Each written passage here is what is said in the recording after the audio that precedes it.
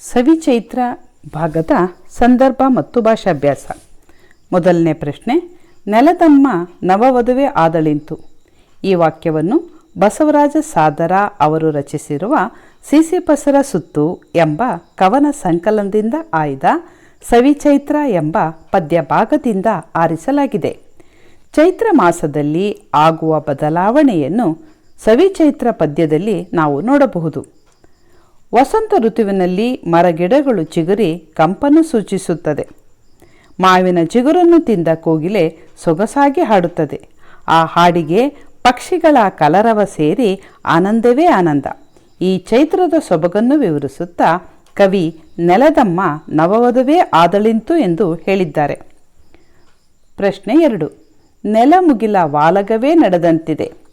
ಈ ವಾಕ್ಯವನ್ನು ಬಸವರಾಜ ಸಾದರ ಅವರು ರಚಿಸಿರುವ ಸಿಸಿಪಸರ ಸುತ್ತು ಎಂಬ ಕವನ ಸಂಕಲನದಿಂದ ಆಯ್ದ ಸವಿಚೈತ್ರ ಎಂಬ ಪದ್ಯ ಭಾಗದಿಂದ ಆರಿಸಲಾಗಿದೆ.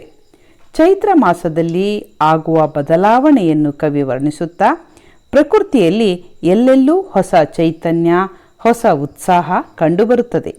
ಪ್ರಾಣಿ ಪಕ್ಷಿಗಳು ಎದ್ದು ಲಘು ಬಗೆಯಿಂದ ಕೆಲಸಕ್ಕೆ ಹೊರಟಂತೆ ಭಾಸವಾಗುವುದನ್ನು ನೆಲಮುಗಿಲ ವಾಲಗವೇ ನಡೆದಂತೆ ಭಾಸವಾಗುತ್ತದೆ ಎಂದಿದ್ದಾರೆ ಕವಿ. ಪ್ರಶ್ನೆ 3, ಎಲ್ಲ ಹೃದಯಗಳ ತುಂಬ ಸವಿಚೈತ್ರವು. ಈ ವಾಕ್ಯವನ್ನು ಬಸವರಾಜ ಸಾದರ ಅವರು ರಚಿಸಿರುವ ಸಿಸಿಪಸರ ಸುತ್ತು ಎಂಬ ಕವನ ಸಂಕಲನದಿಂದ ಆಯ್ದ ಸವಿಚೈತ್ರ ಎಂಬ ಪದ್ಯ ಭಾಗದಿಂದ ಆರಿಸಿಕೊಳ್ಳಲಾಗಿದೆ. ಚೈತ್ರ ಮಾಸದಲ್ಲಿ ಬರುವ ಆನಂದವನ್ನು ಜಗತ್ತಿನ ಸೊಬಗಿನಲ್ಲಿ ಕಂಡಿದ್ದಾರೆ. ಚೈತ್ರ ಮಾಸ ಬಂದಾಗ ಹಳೆಯ ಕೊಳೆಯನ್ನು ತಿಕ್ಕಿ ಮೈ ತೊಳೆದಂತೆ ಹಿಂದಿನ ದುಃಖ ಸಂಕಟಗಳು ಮಾಯವಾಗಿ ಸಂತಸದ ಮುಖಗಳೇ ಎಲ್ಲ ಕಡೆ ಕಾಣಿಸುತ್ತದೆ. ಬೆಲ್ಲ ಬೇವಿಗೆ ಸೇರಿ ಕಹಿ ಕಳೆದು ಸಿಹಿ ಹೆಚ್ಚಿ ಎಲ್ಲ ಹೃದಯಗಳ ತುಂಬ ಸವಿಚೈತ್ರವೇ ತುಂಬಿದೆ ಎಂದು ಕವಿ ವರ್ಣಿಸಿದ್ದಾರೆ. ಮಕ್ಕಳೇ, ಇದು ಕೆಳಗಿನ ಪದಗಳನ್ನು ವಿಗ್ರಹ ವಾಕ್ಯ ಮಾಡಿ ಸಮಾಸದ ಹೆಸರನ್ನು ತಿಳಿಸಿರಿ. ಯುಗದ ಆದಿ ಯುಗಾದಿ. ಯುಗದ ಆದಿ ತತ್ಪುರುಷ ಸಮಾಸ. ಮೈ ಕೊಡವಿ, ಮೈಯನ್ನು ಕೊಡವಿ. ಇಲ್ಲಿ ಕ್ರಿಯೆ ಕಂಡು ಬರ್ತಕ್ಕಂಥದ್ದು ಕ್ರಿಯಾ ಸಮಾಸ.